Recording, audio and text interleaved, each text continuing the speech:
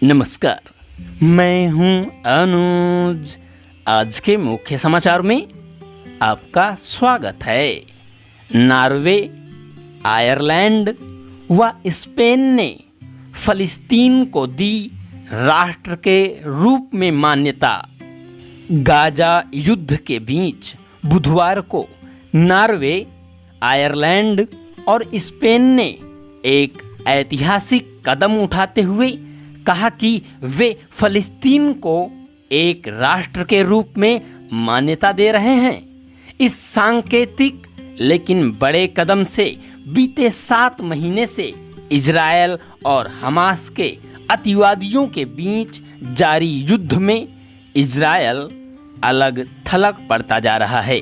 वहीं इजरायल ने मान्यता देने के विरोध में तीनों देशों से अपने राजदूतों को तुरंत वापस बुलाने का आदेश दिया है।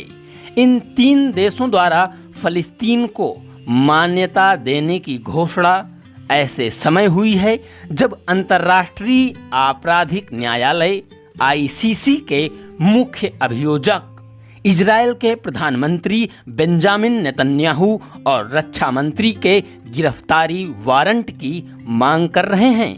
इसके साथ ही अंतर्राष्ट्रीय न्यायालय ICJ गाजा में नरसंहार के आरोप पर विचार कर रहा है, जबकि इजरायल इससे इनकार करता है।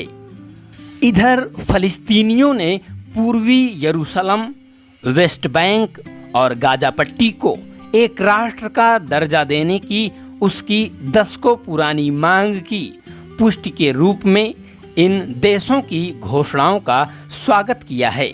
इन क्षेत्रों पर इजरायल ने 1967 के पश्चिम एशिया युद्ध में कब्जा कर लिया था और इन पर अभी भी नियंत्रण है। इजरायल ने फ़लस्तीन को राष्ट्र के रूप में मान्यता देने की घोषणा करने वाले नॉर्वे, आयरलैंड और स्पेन से अपने राजदूतों को वापस बुला लिया है। इसके साथ ही तीनों देशों के दूतों को समन जारी किया है। आरोप लगाया है कि ये यूरोपीय देश पिछले वर्ष 7 अक्टूबर को इजरायल पर आतंकी हमला करने वाले हमास समूह को इनाम दे रहे हैं। इजरायल में सत्तारूढ़ नेतन्याहू सरकार ने फ़लस्तीन के प्रति इस भाईचारे का विरोध किया है। कहा, पश्चिम एशिया का यह संघर्ष केवल प्रत्यक्ष संवाद के जरिए हल हो सकता है, जो 15 वर्ष पहले खत्म हो गया। उल्लेखनीय है कि अमेरिका और ब्रिटेन समेत कई देश इजरायल के पक्ष में खड़े हैं। वह फ़लस्तीन में सैन्य कार्यवाही को सही ठहराते हैं। भारत समेत संयुक्त राष्ट्र के 2/3 देश दे चुके हैं फ़लस्तीन को मान्यता। 28 मई को प्रस्तावित अपनी औपचारिक मान्यता के साथ ये तीनों देश 140 से अधिक देशों के उस समूह में शामिल हो जाएंगे जिन्होंने वर्षों से फ़लस्तीन को राष्ट्र के रूप में मान्यता दे रखी है। संयुक्त राष्ट्र के 193 देशों में से लगभग 2/3 सदस्य फ़लस्तीन को मान्यता दे चुके हैं, जिसमें भारत, रूस, चीन शामिल हैं।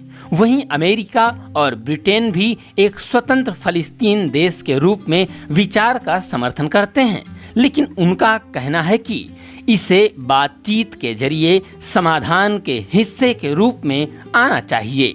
यूरोपीय संघ फ़लस्तीनियों को मान्यता नहीं देता है, लेकिन इसके 27 में से 8 देश Poland, Bulgaria, Romania, Hungary, republic चेक, स्लोवाकिया, स्वीडन और साइप्रस फ़लस्तीन को देश के रूप में मान्यता देते हैं। विरोध में अल-अक्सा मस्जिद परिसर पहुंचे इजरायली सुरक्षा मंत्री। इस बीच इजरायल के धुर दक्षिणपंथी नेता व राष्ट्रीय सुरक्षा मंत्री इतामार बेन गवीर ने बुधवार को यरूशलेम में यहूदियों और मुसलमानों के पवित्र स्थल की यात्रा की, जिससे क्षेत्र में तनाव बढ़ सकता है। यह अल-अक्सा मस्जिद परिसर इस्लाम में तीसरा सबसे पवित्र स्थल है और जिस पहाड़ी की चोटी पर यह खड़ा है वह यहूदियों के लिए सबसे पवित्र स्थल है, जो इसे टेम्पल माउंट के रूप में संदर्भित करते हैं। बेन गविर ने कहा कि यह यात्रा 3 यूरोपीय देशों के कदम की प्रतिक्रिया थी। वहीं इजरायली विदेश मंत्री इजराइल काट्ज ने कहा कि यह स्पष्ट रूप से एक असमानता का संदेश है। इजराइल इसे कतई बर्दाश्त नहीं कर सकता। इसी के साथ आज के समाचार समाप्त हुए। बहुत बहुत धन्यवाद।